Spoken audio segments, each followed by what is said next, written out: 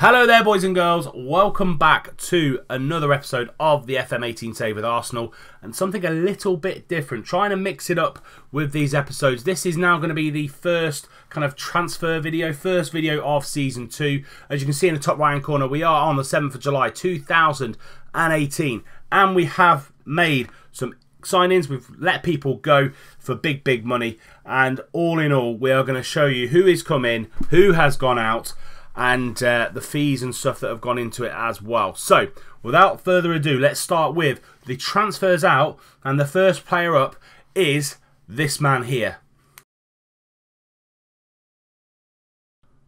So that's right, Nacho Monreal has gone to Bournemouth for a fee of £15 million. They came in for a 32-year-old to get £15 million for him. Very good. He was a great servant for us in the league, as you can see here. 16 games for us in the league, 1 assist, 7.27. But we needed some young legs in the back line. I felt we're a little bit slow there, and we've brought someone in as well. Next up, who has left the team, is this man here. So Francis Coquelin has gone out to Leicester for £26.5 million. Wasn't fitting into the squad, wasn't fitting into the way I wanted to play. He's a ball-winning midfielder. We don't really play one of those, and he just kind of shoehorned into the box-to-box role. But he is out, £26.5 million, a lot of money for him, and very good business. Now for a very big sale of one of our wingers. That's right, Theo Walcott has gone. He came to me just after the season finished, says he wanted to move on. He has moved on, and City came in with a massive £50 million for the 29-year-old. And as I said, I wasn't going to play him going forward in the squad, just because we've got a lot of youngsters that I really want to blood in this second season and possibly into a third season if we get there. For £50 million for someone like Theo Walcott, yes, he's gone to Man City, but that doesn't matter. £50 million, which we could reinvest into someone that I know a lot of you guys really wanted me to go out and sign this season. But we'll get to that in a few seconds' time. They are all the main outs, really, to be fair. There are a few others, like Carl Jenkinson and Chuba Akpom and players like that. But those are the three main ones. A lot of money coming in. Plus, we had 140 odd million to spend ourselves as well. So we've gone out and signed 5 players in what I find very key areas in this Arsenal squad. Strengthened us, gave us a little bit more depth to go with that youth that we've got coming through, like Reece Nelson and Alex Iwobi and players like that. Now let's go into the first signing of the summer, and it's someone you probably wouldn't think I would get for the money that I did.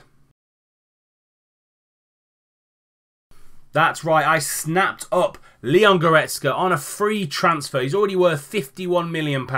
He'll be going straight into the first team as the deep line playmaker. And he can also play a number of roles further forward as well if people like Özil and Wilshere get injured.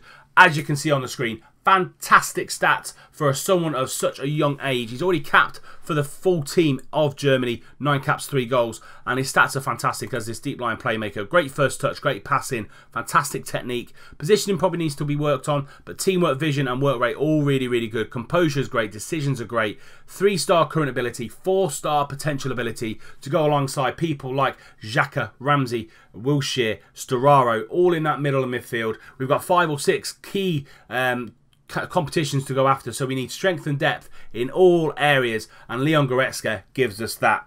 Next up, the next 2 transfers are going to be sorting out the wing backs, or sorting out the full backs that we've got. We needed a right back anyway, full time, and we need someone to replace Nacho Monreal. First one up though is this man here.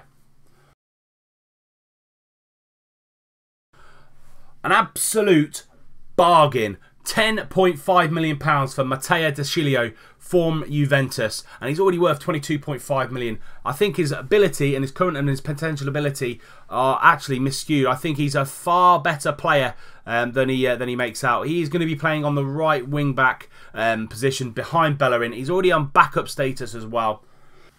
And his stats for what I need him to do are brilliant. He's got great stamina, great acceleration, fantastic crossing, marking, passing, tackling, all really good. Positioning, teamwork and work rate are great for what I need him to do at that right back spot, and he will fit in absolutely no problems in the squad as well.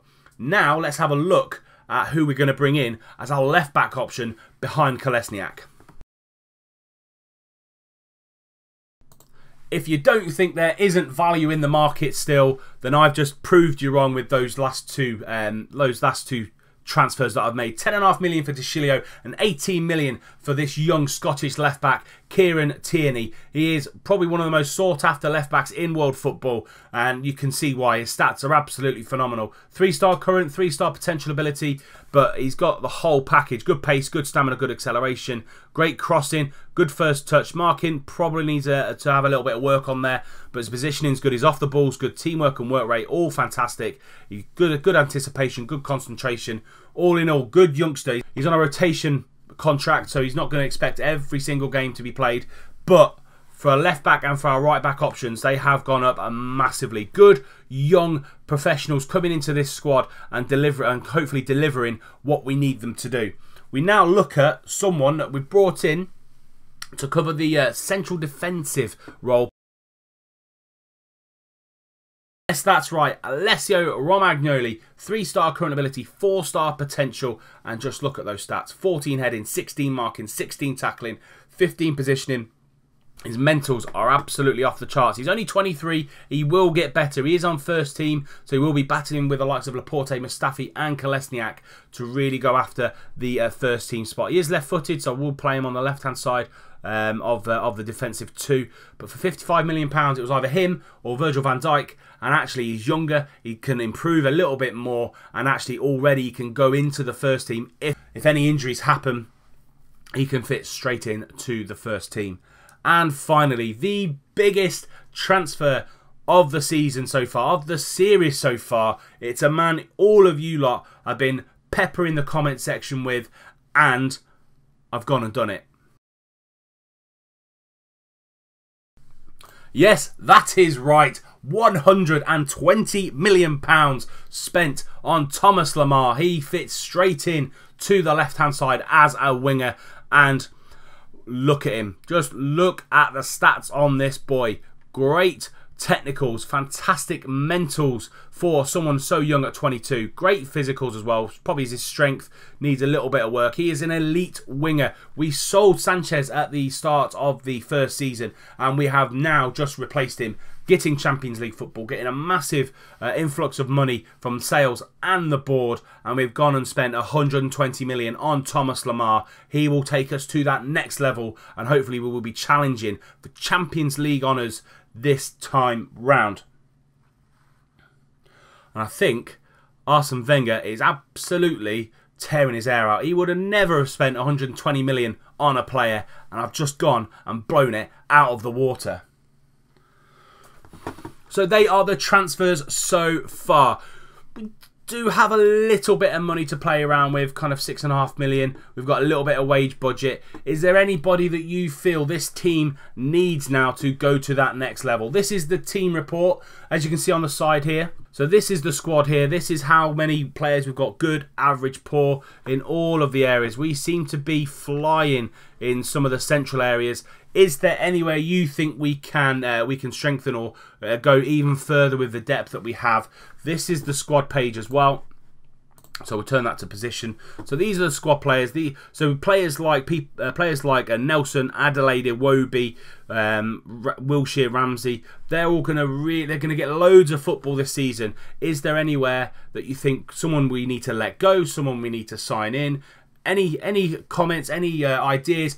Pop them in the comment section below, and I'll get to them as quickly as I can, and then hopefully we can come back and have done a little bit more business if we've needed to.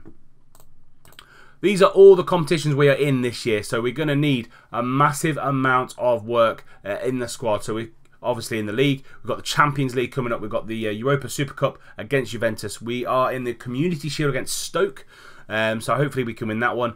FA Cup and Carabao Cup both entering in the third round. So a lot of football to be played in this second season.